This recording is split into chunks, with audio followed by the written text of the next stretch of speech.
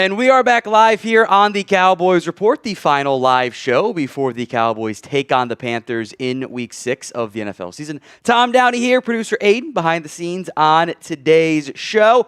Who you got in this upcoming matchup? I think I know how the majority of people will vote, but still a chance to sound off and have your voice heard. C for the Cowboys, P for the Panthers. Let me know in the comments section of today's show who you have winning this one. C for the Cowboys, P for the Panthers. I assume it's going to be a lot of C votes, but maybe you're thinking upset. 96% right now voting in favor of the Cowboys. Jacqueline Benoit is the only one that has a P in there. C's from Tyler, Brendan, Mary, Jason, Warren Peace, Warren. It's kind of funny back to back there. Trey, Big T, Trey, and S.A. Rex, Chad, Divine, Clayton, Marcus, Elizabeth, Steven, all typing in their C's. Trey Manning's got a C. Rico Dowdle Worshipper, C, which is always fun to me in the end. C's from Rusty and Trey and Yeet God, ISO, Scoot. Let's see. Vinny Hagen, Chris, Jatavius, Marcus Bennett, all typing in their C's. Dallas is favored in this one against Carolina, a road game in this one. So get your votes in. C for the Cowboys, P for the Panthers. I do see one more P from Nicholas Davis in there as well. We'll talk trades on today's video. You saw some action last 48-ish hours, give or take, a little bit less than 48, I suppose, in the trade world. The Browns and Bengals doing the Joe Flacco trade, the Odafe Alohi Gilman trade, and the really interesting Tyson Campbell, Greg Newsome swap, which almost felt like the Browns saving some cash with a trade because now they don't have to pay Greg Newsome. They've already got now Tyson Campbell under contract. So Y for yes, N for no. Will the Cowboys end up making a trade? Y or N? Let's see. I see yeses from Brian and Jason. Again, a question on Myles Garrett. Myles Garrett's not available, guys. The Browns can't afford to do it. There's so much dead money involved there. Myles Garrett trade only was going to happen before they paid him. So it's not in the cards at all. Just straight up not. Decent split on the yeses and nos. I bet they wait at least 2 more weeks, and then we'll see how they want to play things out, where they sit. When we get to 2 weeks from now, you'll have played the Panthers and played the Commanders. You'll probably know if you should be viewing yourself as a contender, small, large, or not at that point. So get your votes in. Y for yes, N for no. Will the Cowboys make a trade? I don't know if we're going to see any more trades this week, but I wouldn't be surprised if next Monday, next Tuesday, we see another trade or two just across the NFL in general. Whether or not it's specifically for the Cowboys, we shall see. Get those votes in. Y for yes, N for no. Object Pawar, a $5 super chat. What can the Cowboys do to avoid slow starts on offense? They start games slow and conservative. Let me go back and look at the numbers here on what they've done. Let me pull up the first quarter splits for the Cowboys this year. First quarter, their average. It's not offensive splits. I want total splits. Splits by. I guess it is doing splits by quarter, which is interesting. It's both pass and run. They've been a little bit more run heavy in the first quarter. 28 carries against 30 attempts in the first quarter, compared to just fewer plays in general in the first quarter is a factor. Just overall there. And then it's 27 runs versus 58 throws. That's also 2-minute warning, going more pass aggressive. 33 runs versus 35 runs in the third quarter. The yards per attempt aren't drastically different. They're still doing a good job in terms of that area. I think finishing off drives is probably a big thing, and not settling for field goals is probably the main element there. And, it's their scripted plays. The Cowboys often defer in the first to begin the game, so that is one less possession they get there, and it bounces out in the third quarter. They've got a lot more plays in the second, third, and fourth quarter, so it's probably a factor. Object Pawar's $5 super chat gets him into our raffle this upcoming upcoming weekend against the Panthers. Any super chat is a shout out. $5 gets you a raffle entry. $10 gets you 3. $50 is a shoddy, and $100 is a beer bong. No one's done the midweek beer bong yet, but it does still get you all the entries. Does get you into the helmet of honor as well, and we'll do a beer bong for it on top of that.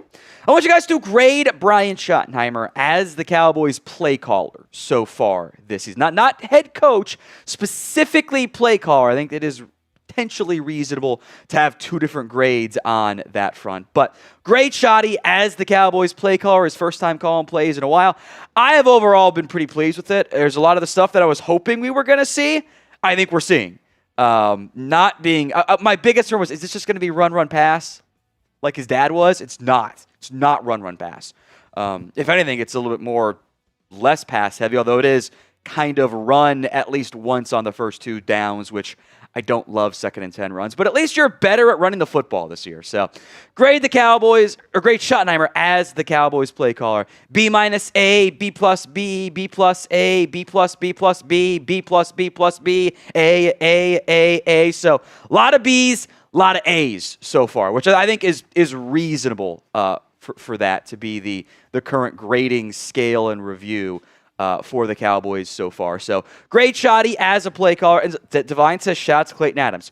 Did a whole video on that about the run game with Adams, and I agree. He has been really, really good. All right, $5 from William Cook. I noticed the team seems more prepared for games than in the McCarthy era. I think Shotty is a good play caller too. They've come prepared for their 2 biggest games of the year, the Eagles and the Packers. Now, it's only been 5 games. I think a lot of the stuff on Schottenheimer, I've seen the Cowboys' new offensive coordinator have a lot of good stuff, and then it goes away in September or in December. So I've been with Kellen Moore multiple times. So I do want to see it continue beyond this, but I do think it's off to a very good start. And they didn't come out flat against the Eagles or Packers. They didn't even come out that really scared, it felt like. So I do agree on that front there. Now, if you want the Cowboys to crush the Panthers, blow them out, and we have a fun watch party on Sunday, show it by liking today's video, please and thank you. Free, simple, easy to do. All you have to do is like the video on today's show. We are at not close to the 50% like ratio, frankly. So help us out. Actually, we're like the quarter-ish mark. So help us out. Like today's video, because the more likes we get, the more likely it is the Cowboys take down the Panthers. Appreciate everyone who has already liked today's show. Coming up on today's Cowboys Report, we'll run through some Cowboys trade rumors, discuss with a lot of the other Chat Sports hosts who could be available. We'll do a kind of a play-action offense deep dive, kind of tying into the run game stuff we had discussed previously here on the channel. We'll have a mailbag for you as well. 2 ways to get on the show. Hashtag Cowboys. Skip the line altogether. Guarantee you get on via Super Chat. If you don't use that hashtag Cowboys, producer Aiden cannot find your question and cannot get it up on screen. And we'll have our second preview between the Cowboys and the Panthers. One really interesting stat I came across that I didn't anticipate being that way, and I am curious to see if the Cowboys can exploit it. All come live here on the Cowboys Report.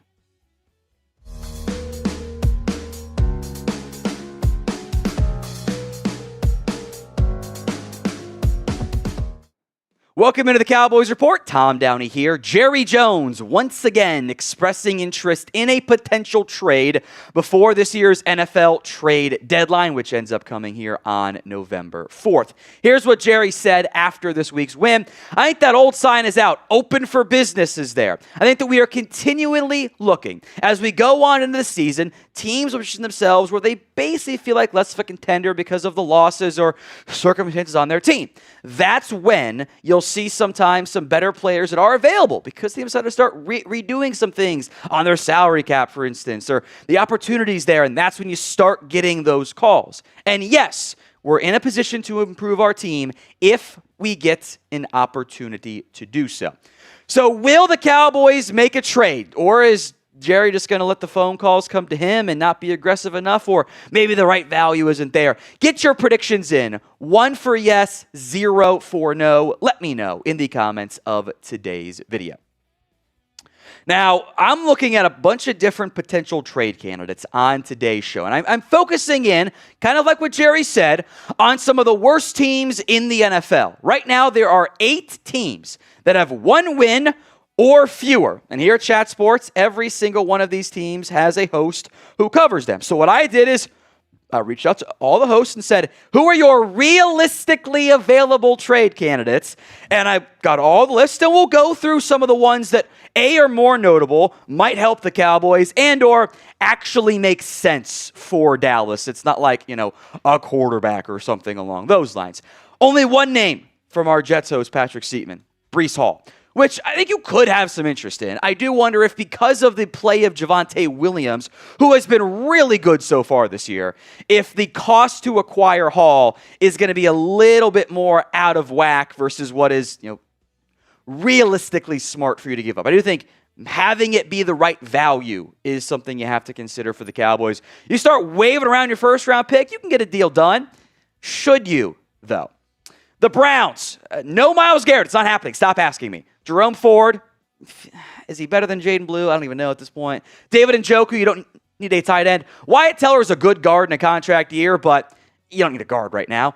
Devin Bush is a name to monitor. And this is it does fit the Cowboys mold. They love those early round draft picks that kind of flamed out. Bush struggled, frankly, in Pittsburgh. Really undersized at 5'11", 234. Doesn't fit what Matt Eberflus typically likes there from a size perspective at the linebacker spot. He wasn't great in Seattle. He's kind of had a resurgent year, though, for the Cleveland Browns. And if you're looking for a linebacker, this probably is one that isn't going to be too expensive that you could at least pursue from a market perspective. Over to the Ravens. Keaton Mitchell, again, you need a running back. Mark Andrews, you don't need a tight end. You don't need a tackle in Daniel Falele. Trenton Simpson is a backup linebacker in Baltimore who isn't playing great. The big notable name there was from Joey Peterson, our Ravens host, maybe Roquan Smith. We will go more in depth on that name because it's a big name. Would you try to trade for him? We'll get into some of the pros and cons and likelihood here, and there are issues with the likelihood sign. Y for yes, N for no. Let me know in the comments of today's show. This is what Joey sent me on the Ravens potentially trading Roquan Smith. I feel like it's the least likely, but it's still on the table given how bad he looked before the injury. He is currently hurt right now, and the fact it would free up over $20 million in cash owed for the next 2 years. The only thing is there would have to be a good return, that's how he spelled it with multiple O's, either on the interior of the defensive line or edge for Baltimore to do it. Sam Williams is not a good return on the edge. Can I emphasize that part for Smith? The numbers have declined a little bit, and I mean slightly over the last couple of years. I think he was at his best probably in 2022.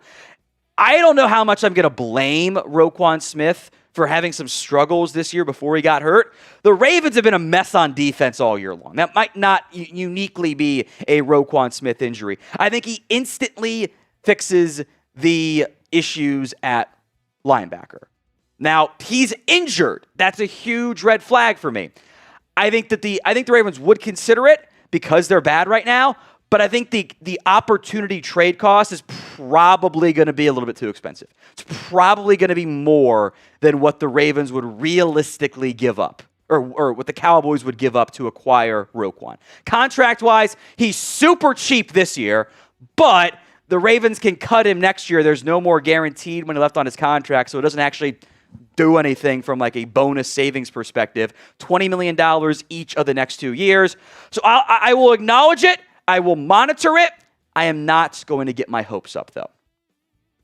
Today's show is made possible by Omaha Steaks. In addition to their current 50% off site-wide sale, you can also get an extra $35 off right now by using promo code Cowboys at checkout. That link will be in the comment section and the description of today's show.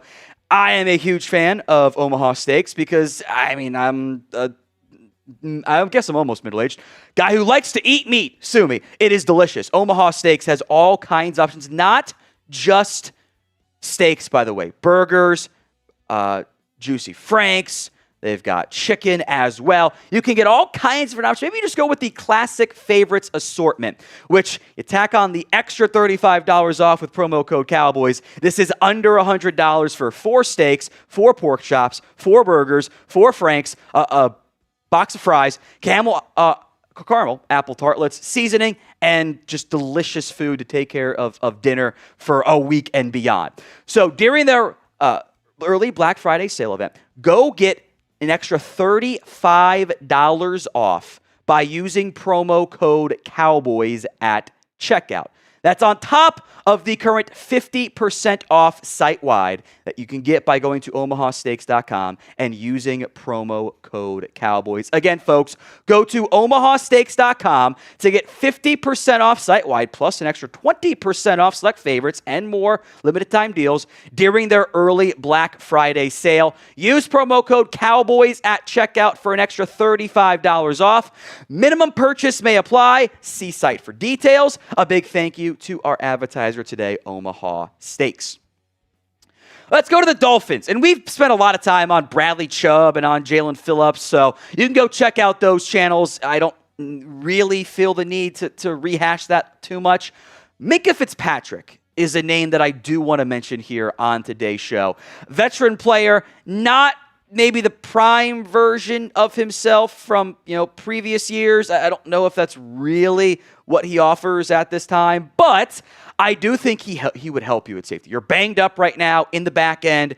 Minkah's not crazy expensive, still a very good safety, like in the conversation for best in the NFL, but I think he helps you in a lot of different ways. I don't know if Jordan Brooks is available. Wasn't the name mentioned by Nick, but I would definitely keep an eye on Minkah if they were to actually invest in a safety. I will say, when Minkah first got traded years ago, the Cowboys did have some interest there. They didn't offer enough to get the deal done. They weren't that close to it, frankly. They never offered more than a 2, but there was some interest the last time around. Let's go to the Saints. They have been heavily linked in trade rumors. Our Saints host, Trace Gerard, is not as convinced that they end up selling. There's a long list of names he's sent, but they've all got issues. Demario Davis, Alvin Kamara, Cam Jordan, aging, frankly declining players who have also made a big deal about, at least publicly, wanting to retire as a Saint. Chris Olave, Rashid Shaheed are awesome wide receivers. You don't need a wide receiver. I'm also not convinced that they trade them because how can you judge your young quarterback if you don't have those guys? Justin Reed, I don't know if the contract-wise that actually makes sense for anybody involved. Pete Warner is a linebacker. I don't know if he's good enough to really fix things. Like, if you didn't have the Marvin Dover show coming back, maybe that would make some more sense. Trevor Penning, Brian Brzee, Taysom Hill don't fill needs for you. Also, don't do Taysom Hill. So name a player who you want the Dallas Cowboys to trade for. Try to keep it realistic. You're not getting Myles Garrett, but let me know in the comments section of today's show. Mitchell Renz sent me this list of names for the Raiders. Jacoby Myers, Dylan Parham, Jackson Powers-Johnson, Tyree Wilson. No Max Crosby. We could maybe revisit that next season, unless you just start waving around 2 first-round picks and more, which does that defeat the purpose a little bit of what you did with the Micah Parsons trade? At this point, does it even matter? Wilson, I think, would be available, but I don't need a guy at edge. I need the guy at edge. Tennessee, maybe they shop Calvin Ridley, who's been super inconsistent for them. Kevin Zeitler as a veteran guard. Do they want to get worse with their offense to help out Cam Ward? Jeffrey Simmons has played well. And if you didn't have Kenny Clark, I'd be singing a very different tune about adding Simmons, who's off to a really good start this year. Looks like there could even be, Pro Bowl, All-Pro caliber seasons here. But I don't think Simmons fits what the Cowboys need. And from a cash flow perspective, you'd be paying like something close to $60 million for 3 defensive tackles next year. And that doesn't make sense unless you're going to cut one of them, in which case, why are you trading for them to not have it be why are you giving up assets for a rental of DT when you have 2 guys already? So I don't think that makes much sense. If Tajay Spears flashes, maybe you could revisit Tony Pollard. But again, is assets for running back what you need right now? We'll have you covered on all the latest and greatest Cowboys news, trade rumors, everything else in between. So if you haven't already, hit that sub button, youtube.com/Cowboys TV for more free Cowboys YouTube videos. Let's go to the Giants. Now, you always got to be aware of intra-division trades, although we did see the Browns and Bengals do one here. Jalen Hyatt, you don't need a receiver. Daniel Bellinger, you don't need a tight end. Evan Neal, you don't need. He could be a free agent option for you next year as a rehab candidate. Kayvon Thibodeau will come back to Bobby Okereke and Deonte Banks. Thibodeau, I am intrigued by. He's under contract next year. It is kind of expensive. He's probably the odd man out in the Giants pass rush room with their investments in Brian Burns and Abdul Carter. I don't know what the cost is for Kayvon. That's the guy the Cowboys liked a lot coming out of Oregon, and he might be able to be the dude at edge. That actually, depending on what the cost is, I am highly intrigued in. Bobby O for the Giants, I think it's kind of cooled off a little bit. The big thing that jumps out to me, and it is just stat sheet scouting, but it's kind of true for the Giants defense. I want impact plays. 0 TFLs, 0 INTs, 0 sacks. Looks like he may have lost a half step at this point. But as maybe he could actually be your middle linebacker, which I don't really know if you have a good enough one right now. That is a name to monitor. And then Deonte Banks would be kind of a rehab candidate at corner. I think because you're getting back Kalen Carson soon, in theory, because you're getting back other options down the line in Savone Revel as well, you have some health with Diggs and Bland and Elam, knock on wood. I don't know how much they want to add another corner right now. All right, predict the Cowboys record for me this season. Let me know in the comments section of today's show. What do you think the Cowboys' record will end up being this year? I'm going to sip some water real quick. What's the Cowboys' record? Someone said Jonathan Taylor. Not realistic, unfortunately, because the Colts are good, and they're not trading away their best player. Probably their best player. 10-6-1. I just now realized just put a tie in the record every time. That's so stupid. Oh, I hate that so much. 9-7-1, 10-6-1, 11-5-1, 9-7-1, 10-6-1, 10-6-1, 10-6-1. Lots of 9-win, 10-win projections on that front. From Roman Wolf Gaming, a $2 super chat. What about Marlon Humphrey and Trey Hendrickson, quarterback and defensive end? I don't know if Humphrey's really available. I'm still not really sure, just for the Ravens in general, what their plan is this year. Because on one hand, Humphrey's been bad this year. Like, he's been really bad. I know he's been a bit banged up and maybe trying to do too much weird stuff with, like, where he's being asked to play and everything. But I have been really underwhelmed by Humphrey, and they've put him a lot in the slot this year. I know that they were doing that last season, but he looks like he has lost a significant step. Again, it might be a coaching issue in Baltimore, but I do get worried when your 29-year-old corner looks like he's lost a step. That kind of concerns me. Don't know if he's actually available. Ravens, I want to you trade away Odafe Oweh. You also get a safety back to start for you. Like, are you selling, or are you just kind of like realigning and you're going to keep guys like Roquan and Marlon Humphrey? Their schedule's kind of easy after their bye, frankly. I'm not convinced they're going to go full-on fire sale yet. Hendrickson, the fact that they went out and traded for Joe Flacco makes me think it is less likely the Bengals trade away Hendrickson. With that said, check it again in 2 weeks, in 3 weeks after the deadline. Bengals lose all those games, they might just say F it and sell at that point. I am curious to see how it ends up playing out for them. That is, I think, a little bit less likely. Because why would you trade for Joe Flacco than to trade away your best defensive player? That doesn't align organizationally. Ignore the fact that this team paid the quarterback and then traded away their best defensive player. That's not how most teams do it. All right, Super Chat menu on today's show. Any super is a shout-out. $5 is a raffle entry. $10 gets you 3 for our Cowboys signed jersey giveaway coming up on Sunday. $50 for the shot. $100 for the beer bong as well. That is today's Super Chat menu. Yeah, cool. Nothing important on the text. I always get worried when I see texts and like, this is my wife. No, it's not. We're fine. We're fine. That is the Super Chat menu. So get your Super Chats in right now. Welcome back into the Cowboys Report. On today's show, I want to do more of a deep dive into one particular element of the Cowboys offense that has been upgraded from what it was last year and how it is helping the Cowboys look like a much more competent offense under Brian Schottenheimer. In particular, it is the play-action game that has drastically improved for the Dallas Cowboys. Several reasons for that. We will break it down. But last year, I complained about this last year, and it felt like the Cowboys struggled with what they were trying to do on play action.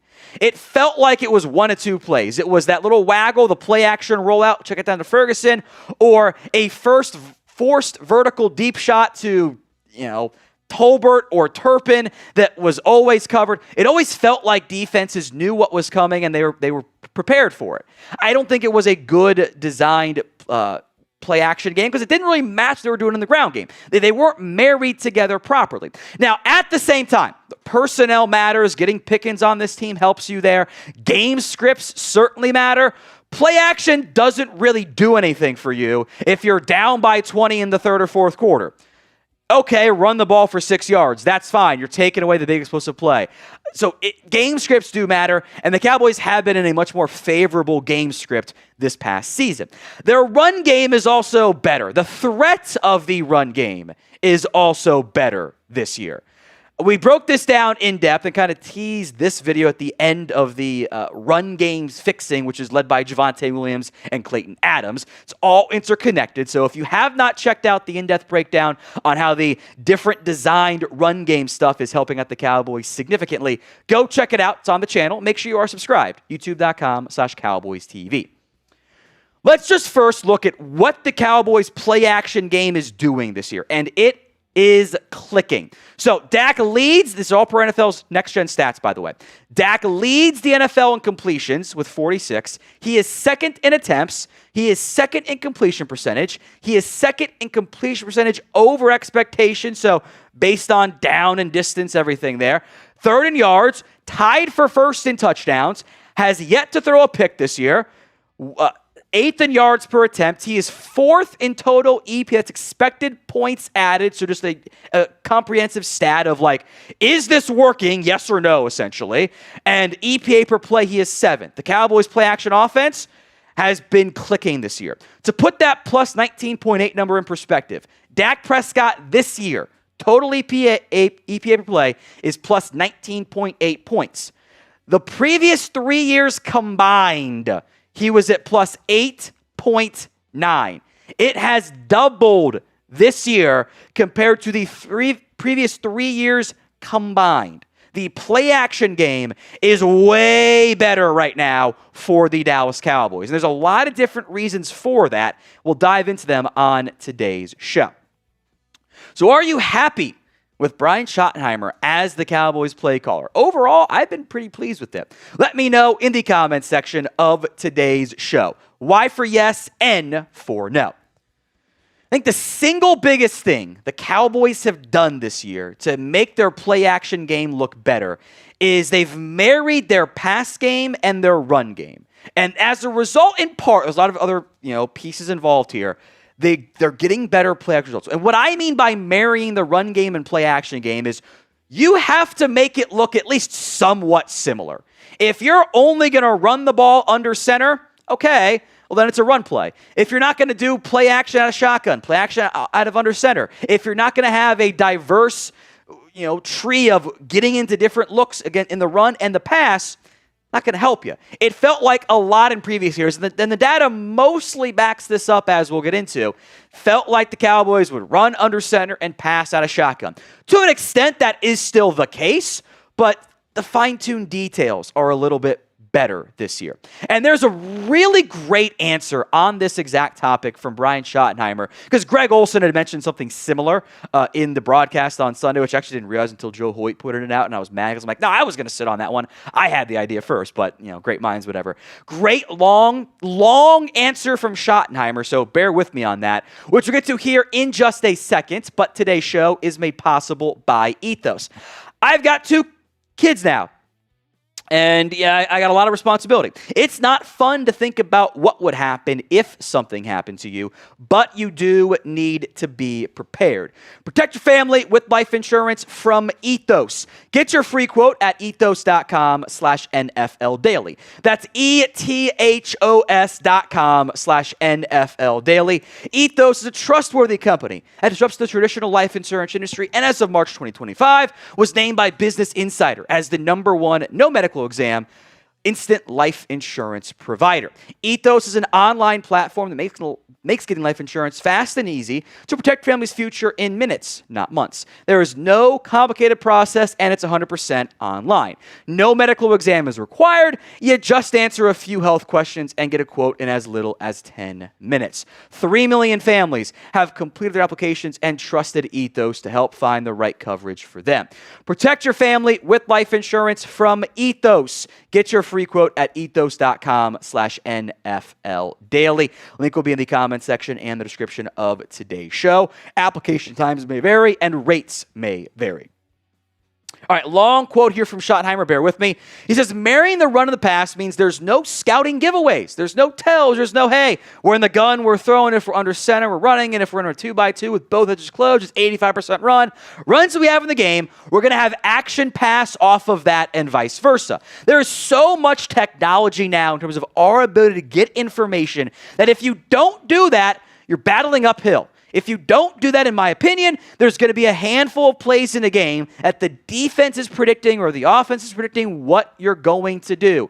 We actually have people on staff where that's all they do. They tell us, hey, about this. Some of it's analytics, some of it's coaches. I won't get into the specifics of it, but they're looking for trends. Then we're going to break those trends. If you break those trends early in games, for example, in the openers, then the player says, okay, that doesn't hold up anymore. You know, I'll go to Carolina. Luke Kuechly. In terms of diagnosing things and having tells, Russ coming off the bench and saying, yeah, he's calling every play. He was literally calling every play. What do you mean? He's calling out every play. Trap is here, 3-step there. I think the guys that are over to do the studying, you can then use it as an advantage because otherwise you're playing into their hands. I love that quote from Schottenheimer. And in general, the Cowboys are simply just doing more play action, but what their play action stuff is better aligned with what their passing concept is. This happens a decent amount in football where sometimes it feels like your run calls and your pass calls, there's no cohesion between them. It's just like these all look the same. If you're going to go with two tight end packages, and this is all hypothetical, you're only running off two tight end packages, well, then there's no threat of the pass. That's an extreme example, but that's what Schottenheimer's talking about. And in general, Cowboys are simply doing more play action. They are 10th in the NFL with play action rate this year at 28.2%. Behind the Colts and Lions, Packers and Broncos and Chiefs and Seattle and Rams and Bears and Bears. You know what I notice about that entire list from 1 to 9? You know what the common trend is? They're all different schematics. There's plenty of Shanahan variation and some McVay stuff in there. But if you were to rank the top play callers in the NFL, how many of those names are on that list? Play action should make your life or make life easier on the quarterback. That's why I was mad last year when it wasn't making life easier and they weren't effective with it. Cowboys are 10th in play action this year. They were 31st in play action last year. Now again, you know, it does matter with game scripts and everything. But there's been more of a dedication to run those play action. They had 4 touchdowns against the Jets off of play action last week. More on this to come, but I want you guys to grade Brian Schottenheimer as a play caller. So far, at least. A, B, C, D, or F. Let me know in the comments section of today's show. Again, I do think that just the designs of those play action calls are good. That screen to Jake Ferguson was a thing of beauty from a design perspective. You had a bunch of different stuff going on. You had under center, which we'll go more in depth on here in a little bit. You had motion with Ryan Flanoy. You had a fake handoff to Williams, and then the tight end screen. I mean, that's some Lane Kiffin college offense stuff, and I mean that in a good way. All that misdirection kind of freezes the linebacker's eyes, and you get an easy touchdown because of the play action. The one area I think the NFL is kind of adjusting and evolving here It's under center stuff. So 2024, Cowboys snap splits. They were in shotgun 69% of the time. It was a very high figure. They passed out of it 75% of the time. They were under center 27.8% of the time and ran it 72%. So pretty big splits there of like, if you're in shotgun, it's probably going to be a pass. Under center, probably going to be a run. That's actually not that different of a split for most teams in the NFL. And in general, like game scripts matter. If you're in shotgun a lot, you're going to throw it. We saw some of that this year as well. The shotgun pass rate is actually up this year for the Dallas Cowboys, a little bit higher in 2025. The under center rates, though, are higher. Shotgun is down a little bit. Shotgun pass is up a little bit. Under center rates are up. Under center pass rates are up as well. So don't sleep on that. Look at what the Cowboys have done from an under center perspective of late. They were in the, a third-ish, less than a third, more than a quarter. Under center rates against the Eagles and Giants and Bears. Look, game scripts probably matter for those games. But the Packers and Jets, they've upped that significantly to 43 and 52%. Look at who the top teams are in under center play action. Rams, Lions, Seattle, Buffalo, Bears, Niners, Vikings, Patriots, Jags, Houston. There's a lot of Sean McVay and Shanahan trees involved there, but how often have we clamored for those types of play calls? And those are all good offensive play callers. The trend in the NFL has been kind of reverting. It's cyclical, right? You're going back a little bit to some of the stuff that used to work. I mean, it was funny to see, like the Rams in particular, lead the NFL in under center rates. They're at the top of play action rates. That was the original McVay offense with Jared Goff under center, and then they got to the Stafford aired out stuff. Now they're back to it. And the one element of football that's kind of died out, but has made a bit of a resurgence, is the straight under center dropbacks, where you go under center and you do a 5-7 step, whatever, drop and throw it. And no play action. And instead of shotgun game, it's under center dropbacks. Nobody uses this. The Cowboys are top 5 in this stat this year, along with the Niners, the Rams, Seattle, and Green Bay. And do you know what every single one of those teams have? They've got some semblance of a Shanahan McVay tree guy. Every single one of them have that. They're all built from that type of organizational structure of having the Shanahan McVay tree. That's what we've been clamoring for, right? On offense, we're kind of getting elements of it with Brian Schottenheimer. So what is your confidence level right now in the Cowboys offense? Scale it for me from 1 to 10. 1 in the low end, 10 on the high end. The NFL at its core is rather cyclical. You're going to have teams do a bunch of too high shell coverage. Well, how do you stop that? Easy way, run the ball down their throats. You're going to pivot to the cover 3 stuff to have the Seahawks style stuff from way back when. Well, then you hit vertical shots over the top. The NFL is cyclical. And the Cowboys leaning back into a more diverse run game that's not just inside zone up the middle, utilizing more straight under center stuff, doing more play action stuff, matters. It is very similar to what some of the adjustments have been as of late from the Shanahan and McVay tree guys. And I wonder if maybe for the first time in a long time on offense, if the Cowboys aren't actually behind the curve here. You're either ahead of the curve or / on the curve, or by then it's already too late. And I wonder if some of these changes we have seen from Schottenheimer and company on offense are going to pay massive dividends for this Dallas Cowboys offense. Look, get your questions in on the show. Use hashtag Cowboys or skip the line altogether via the Super Chat feature. Hashtag Cowboys, skip the line altogether via Super Chat. Let me know what questions you have, what comments you have, what thoughts you have. Some super thanks we will get to here as well with, of course, it's not pulling for me because I kind of hate the new YouTube studio update is bad. Not a fan of it. But get your questions in via hashtag Cowboys. Skip the line altogether via Super Chat. This is the mailbag, by the way, or the Super Chat menu. Wow, I can't use words right now. All right. Any super is a shout out. A $5 Super Chat is a raffle entry. A $10 Super Chat gets you 3 raffle entries. like William Cook just did. $50 is a shotty, and $100 is a beer bong. We'll see if anyone wants to step up and drop the beer bong on today's show. But let's get to the mailbag coming up right now. Get those questions in as soon as producer Aiden gives me the thumbs up. All set. Sweet. Last call. Get them in. #Cowboys, or guarantee you get on with a super chat. A super thanks to begin today's show from Matthew Helms. I have not been able to watch a lot of games this year. How has Hunter Lipke been? And has he been a factor in blitz pickup, being down so many starters? He does not get talked about much, good or bad. He's mostly been deployed as a blocker. I think he's got a catch and a run so far this year. Mostly as a run blocker, which, cool. I would almost rather see him be involved more as like a hybrid tight end H-back. They just kind of trust and do some lead blocking stuff. I don't think he's actually been that great as a lead blocker. He's been fine in blitz pickup, but Javante's actually been super good in that area. So Lipke's just kind of your emergency extra power back, your fullback when you use one, your emergency tight end, your core special teamer. He just kind of is one of the last active men on your roster to help you out in that area. Now, today's show is made possible by Omaha Steaks. Go to omahasteaks.com to get 50% off site-wide, plus an extra 20% off select favorites and more.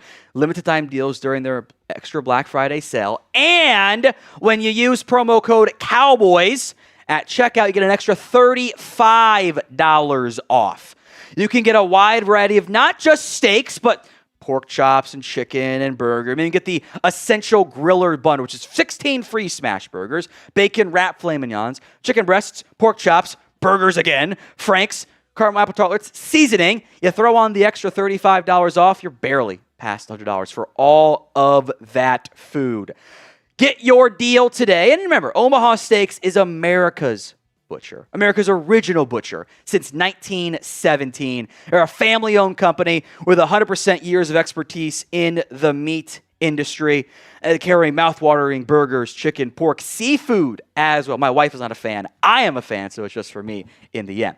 So get fired up for fall grilling with Omaha Steaks. Visit omahasteaks.com for 50% off site-wide during their early Black Friday sale, plus an extra 20% off select favorites and more limited time deals. Use promo code Cowboys at checkout for an extra $35 off. Minimum purchase may apply. See site for details. A big thanks to our advertiser, Omaha Steaks. William Cook is next up. This is a great video. This is on the Clayton Adams stuff, showing how good coaches and players improve the team. I think Clayton Adams is the most significant addition to the team. I don't disagree. I have been quite impressed with what Clayton Adams has brought. It's kind of everything I was hoping he was going to bring, he has brought so far for this Cowboys organization. He has been able to deliver the exact type of stuff I was hoping for. And I think he has been a huge impact for this team. I don't want to lose him. O-line, non-play calling coordinators don't normally get that much buzz around them, but Cardinals miss him pretty clearly. Jaden Blue Burner. I really love Leofau's energy and tone setting. The problem is he is too physical after the play, getting penalties on special teams. I think Schotty is changing the culture as well. Players are buying in, playing hard, especially offensively. We do miss Lewis, though. He was such a dog defensively. I do miss Jordan Lewis as well. It's one of those like, damn, I really wish you kept him. And if the Cowboys were ever honest about it, they would have said, we didn't pay Jordan Lewis because we were going to have to pay Micah Parsons. They didn't pay Micah Parsons. Like, they would have had a do-over on that front if they could have. It's okay. He's playing good for Jacksonville. I'm happy for J. Lou. I do miss him. You do need another dog on defense, I think. Like, who's your dog right now? Leofau's got the energy, but I don't know if he even, Overshown hopefully is when he's back. But I do think that's a big thing that they're missing right now. So grade the job Schotty has done so far. A, B, C, D, or F. Let me know in the comments section of today's show. Grade the job Brian Schottenheimer has done so far. A, B, C, D, or F. It's the pinned comment on today's show. From William Cook. I wonder if being under center also reflects more confidence in the offensive line. Last year, I don't think Dak really trusted the offensive line. Good call out here. I do wonder that. I think might have been more game script focused than anything else. They've always been actually a decent under center rep team. Like, this is not Kyler Murray in Arizona, all shotgun all the time stuff. Like, I think the Cardinals have had 0 straight under center dropbacks for like 2 years now, which is they just don't do it, period. Just as an example, with Adams coming over from there. I do wonder if that's a factor. I think that there is more trust in this offensive line this year. I think that there's, I do wonder if, I think how you message it from coaching matters too. Like, think about this from, I feel like last year, the mindset was, we don't trust the offensive line, we don't trust the O-line, get it out quick. And if that's your messaging week in and week out, you kind of get in everybody's head of like, hey, our O-line is bad. I don't think that's been the messaging this year from the coaching staff. Like, at times I felt like last year the O-line coach didn't like some of the players he had. That's not an issue right now with Clayton Adams. So I think like overall trust, not just from the quarterback, I think from the coaching staff is a factor there too. Alvin Newborn, will our defense stop the run this weekend? I hope so. I think that is one of the bigger elements that is going to impact this game. The Panthers want to run the football. They want to make life easier on a inconsistent, undersized quarterback in Bryce Young. I do think the run game is going to be a huge element of what the Panthers try to do. They ran the ball great last week. Dallas didn't stop the run that great last week. Sometimes you get so focused on stopping the pass that the other element kind of trickles in, and vice versa. They're going to stop the run this week against Carolina. From Raymond, can the Cowboys flip Tolbert for a stud defensive end or linebacker? Stud? Honestly, probably not. I think in general, probably need to give up this idea of, well, I will offer you a day 3 pick and this player I don't want for your top 5 player on your roster. It's not how NFL teams do business. Like, Jalen Tolbert, I think does have some value, but it's like day 3-esque value. Not like you're not getting Trey Hendrickson, not the Bengals need a receiver. You're not getting Hendrickson for Tolbert. I joke about like Tolbert for a first from the Giants. That's obviously a joke on social media, but they're not going to give you Kayvon Thibodeau for him. They're going to ask for a lot more in exchange for Tibbs. So you could package him as part of it. I'm not opposed to that because I love what I've seen from Flanoy in only one game, but you're not going to get a great haul for the guy you don't want anymore. So do the Cowboys make a trade this year? Y for yes, N for no. Let me know in the comments section of today's show. Y for yes, N for no. From Turner Sears, they lose to the Panthers. That'd just be sad. I don't even want to put that into the universe. I don't want to have that thought out there, frankly. Steven, would you be disappointed if the Cowboys did nothing during the trade deadline? Let me see what it looks like in a few weeks. I am open to it. You're 2-2-1. Like, you're kind of on the buffer of like, are you a contender? Are you a pretender? We don't really know yet, frankly. I know Jerry thinks that they are, but it's the Jones boys, how they always operate. I would want to be patient and check it again in 2 weeks. And there's a scenario in which, yes, I'm upset that they did nothing to make this team better and they're wasting a prime year from Dak, whatever. And there's a scenario where I'm like, you know what? They were right to not do any trades. It doesn't make sense for them to go do something. I don't think the Cowboys truly know how they should feel about that at this time. And you don't have to yet. You got 2+ weeks, 3 weeks to figure that out. From Tara, does the Bengals getting Flacco hurt the Hendrickson trade chances? I think that's how we should be looking at it. Now, again, 2-3 weeks from now, we can reevaluate and see how everything looks for the Bengals. But the fact that they went out and acquired a veteran quarterback in, frankly, a desperate trade, let's call it what it is, it was a desperate trade, it would be extremely non-cohesive to then say, let's trade away our best defensive player. Like, that's not how NFL teams often operate. I think the fact they went out and got Flacco makes it more likely that they keep Trey. Now, if they lose their next games before the trade deadline, maybe we reevaluate that. But for now, I will lean towards that makes me think that they will keep him. So name a player who you want to trade for. Let me know in the comments section of today's show.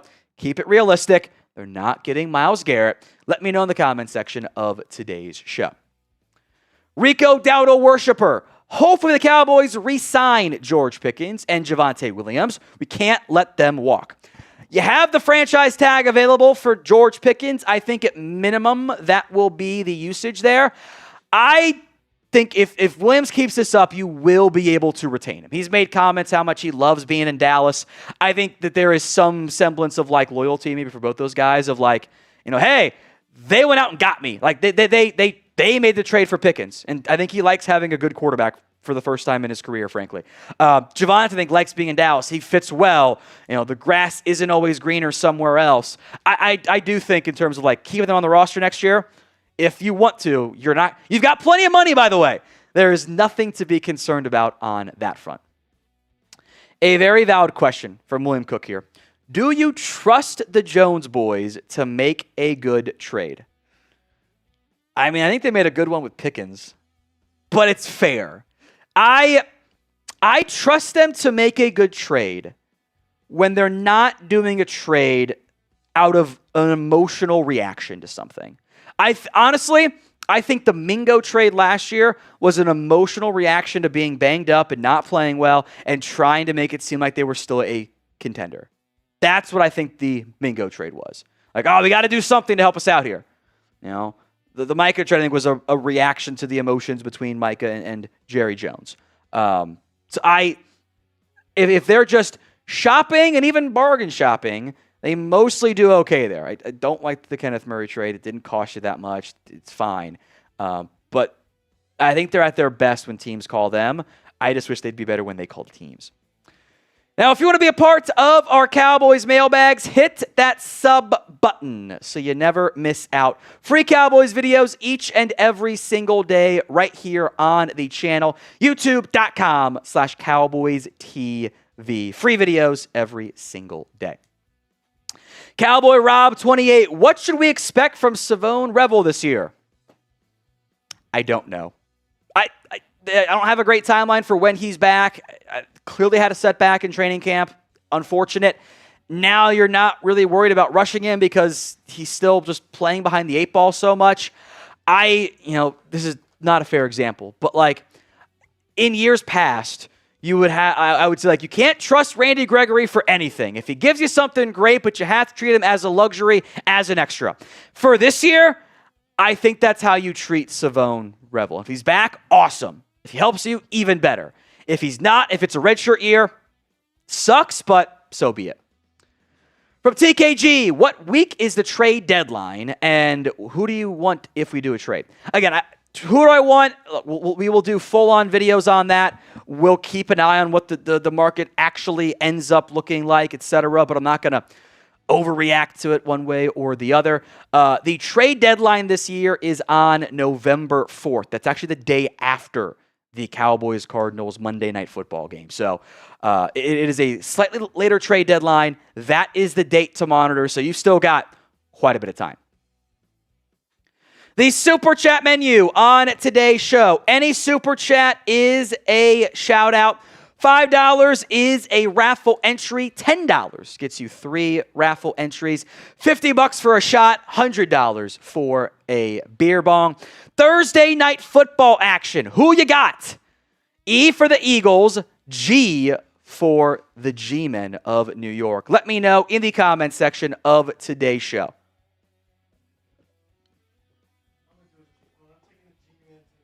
You're taking the Giants? I appreciate you trying to speak it into existence. I got the Eagles, and Eagles going to cover. I told you, maybe I told you, or I don't know if I told you. After Dart's first game, I did the whole show. I'm like, I don't want to anoint somebody after a game. He hasn't actually been that great yet. He began the game great. And then, just kind of cooled off. Like, he threw 2 picks against the Saints. He was 20 of 42 for 200 yards. Like, he runs a lot. He's athletic, but, like, he's missing throws that are there. Like, he's missing. I keep, when it comes to the Giants, and this will probably come back to bite me in the ass, but as it gets better and better and they upset the Cowboys, something stupid, I keep being reminded of Ron Rivera was just hyping the hell out of Sam Howell. And like, Sam Howell's so good. Sam Howell's our guy. And I'm like, but he's not. He's throwing it a lot, but he's not actually playing well.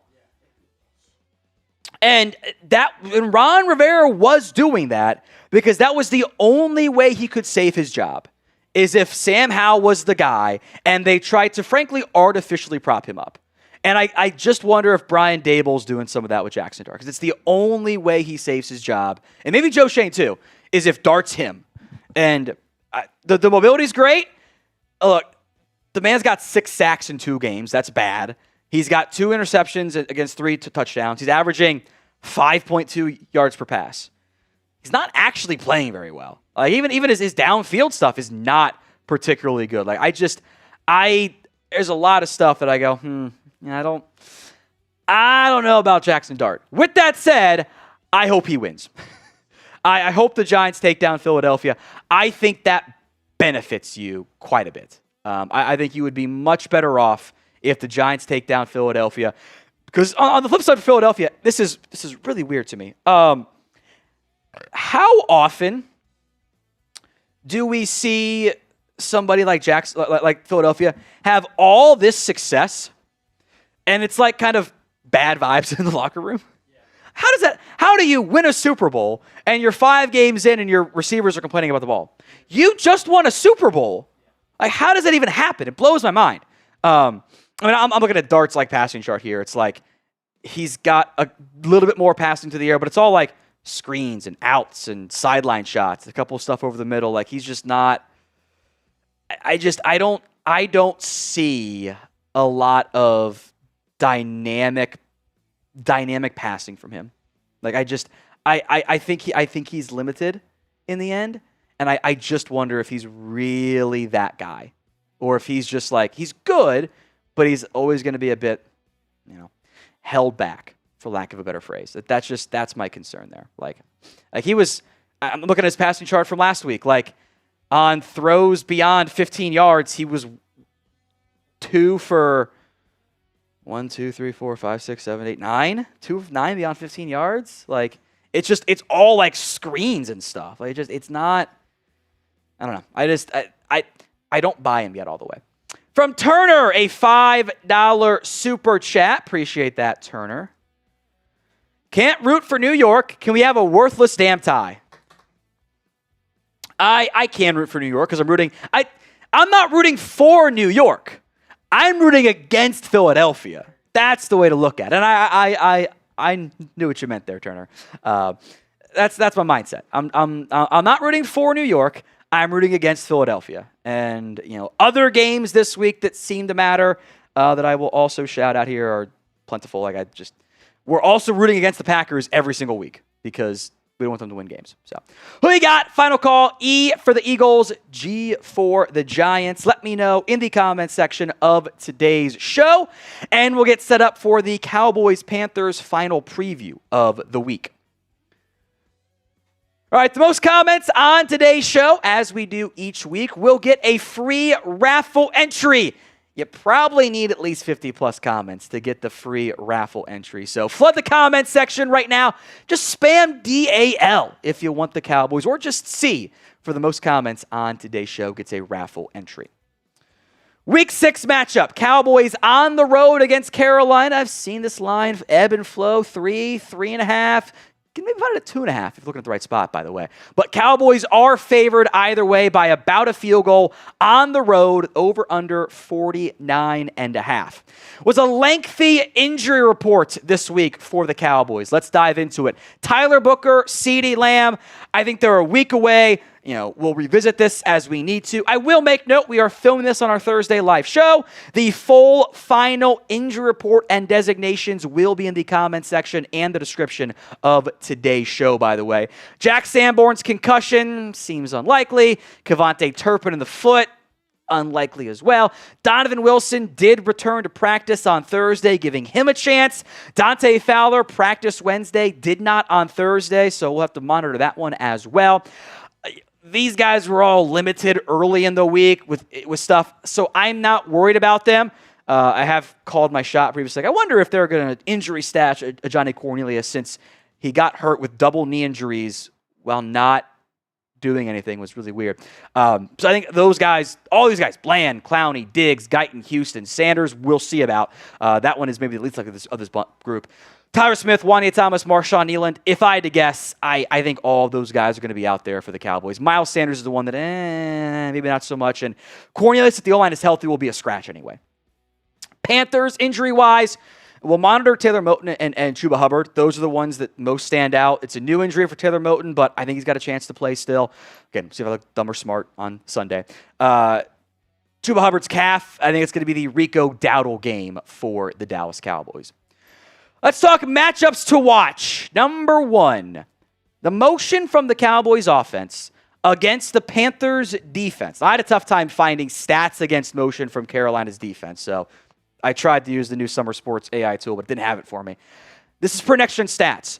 On plays with motion, over the last 2 games played by the Dallas Cowboys, Dak Prescott is playing out of his mind right now. He's completing 40 of 57 passes, 459 yards, 8.1 yards per attempt, 6 touchdowns, 0 interceptions so far for Dak Prescott. In the last 2 games, they've boosted the motion, and they are cooking with it on that front. I have been extremely impressed with what Brian Schottenheimer is doing and calling from that perspective. It is working in Dallas right now. I hope they continue to use that motion, get guys moving, get guys like Flanoy whenever Turpin's back. And it puts strain on a spine of the defense in Carolina that I don't think is that good.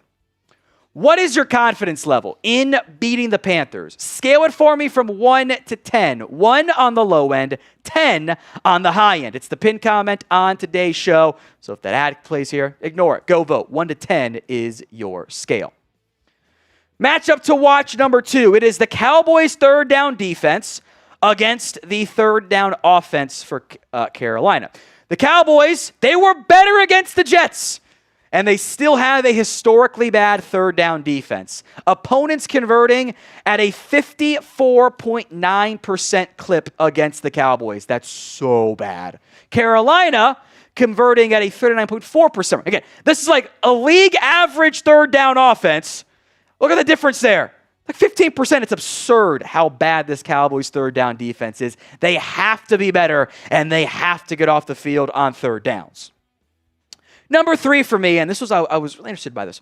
The interior of this offensive line, a homecoming game of sorts for Brock Hoffman, by the way, against a very perceived stout Panthers interior defensive line. They went out and they signed Bobby Brown. Derek Brown is a stud. A'Shawn Robinson's played pretty well. You're playing 1 to 2 backups on the interior. Probably going to be Tyler Smith, Brock Hoffman, TJ Bass again. The Panthers' run defense this year, a little bit worse than league average in yards per carry. They're actually, and this blew my mind because I literally went in like, okay, let's go look at outside runs. You're going to run the ball to the outside against Carolina because they got Derek Brown and stuff, right? No. Carolina is actually the worst team in the NFL when it comes to yards before contact this year on runs inside the tackle. I never would have guessed that. Here's the overall inside run defense. The presumption of teams, understandably so, is they don't run the ball up the middle. Carolina is facing the least amount of inside runs. They don't want to challenge Bobby Brown and A'Shawn Robinson, everybody else. They're 19th in yards per game, dead last in yards per carry, just the 1 touchdown. They've allowed 6 explosive runs.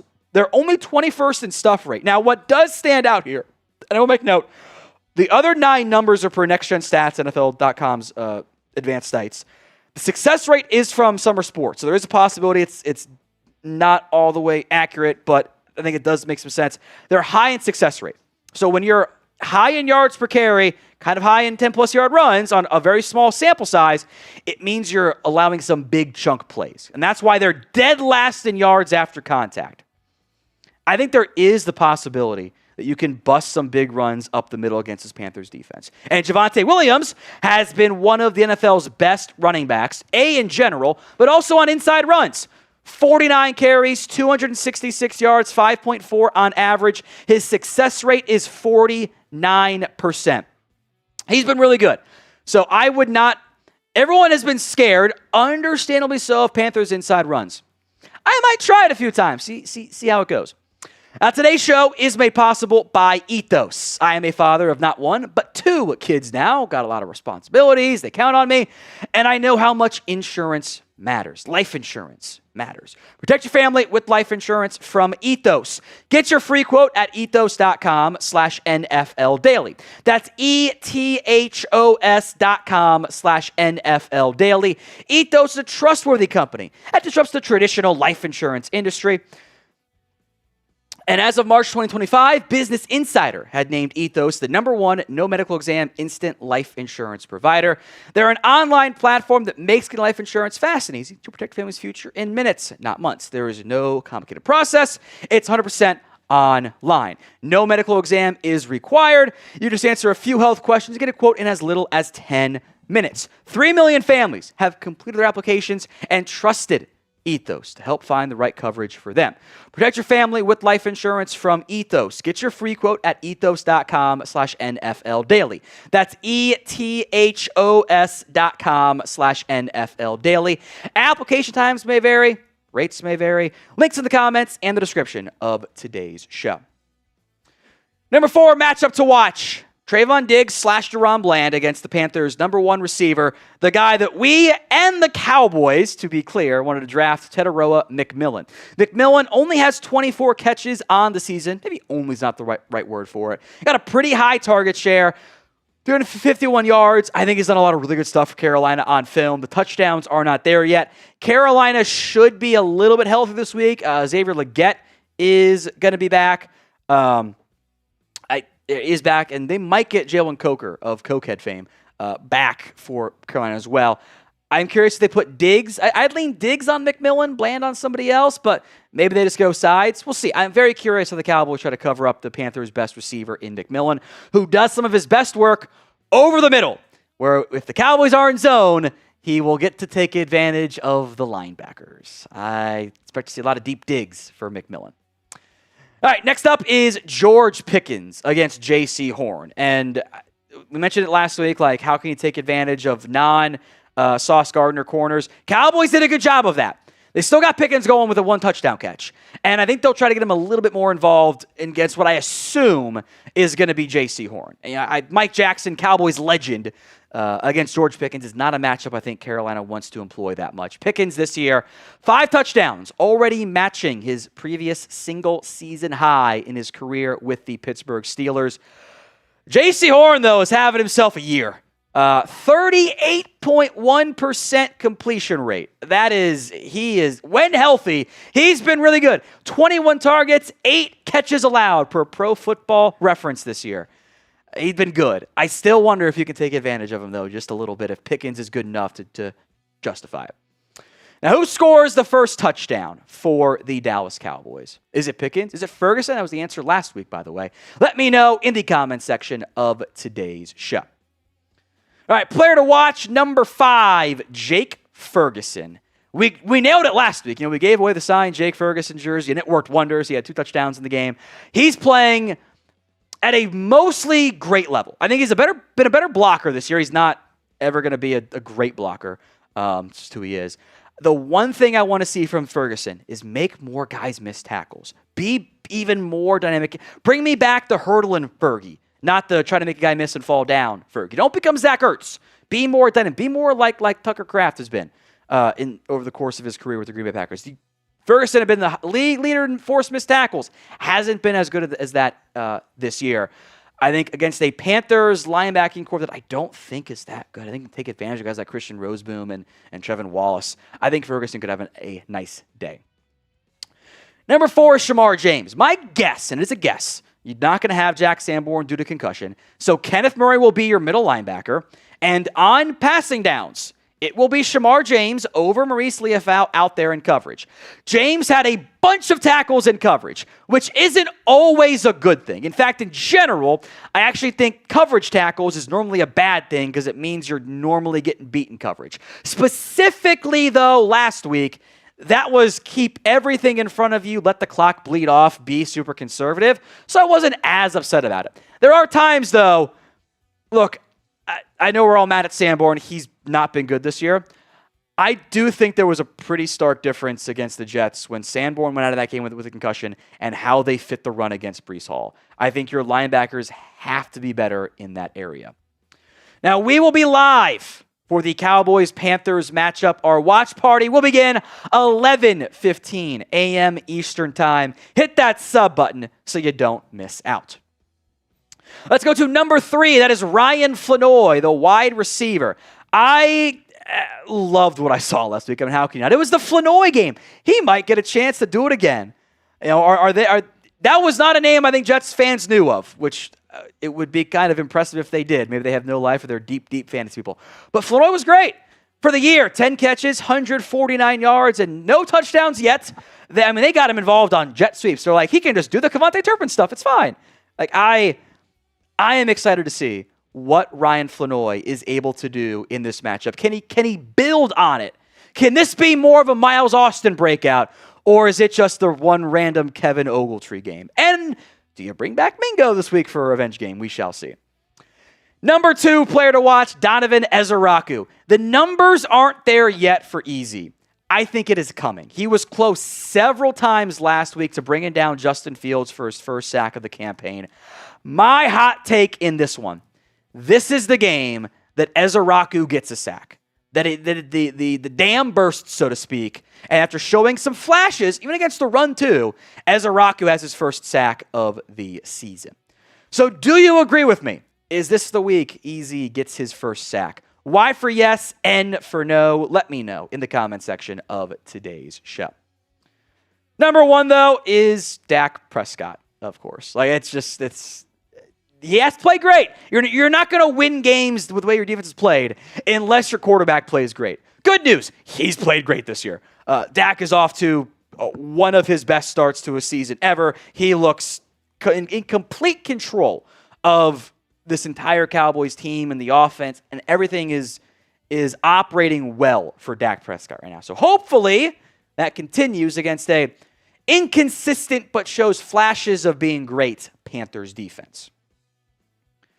Who we got? C for the Cowboys, P for the Panthers. Let me know in the comment section of today's show. C for the Cowboys, P for the Panthers.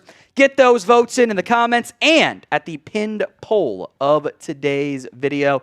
It is 96% right now voting in favor of the Cowboys, which sounds about right to what I would expect. So get those votes in. C for the Cowboys, P for the Panthers.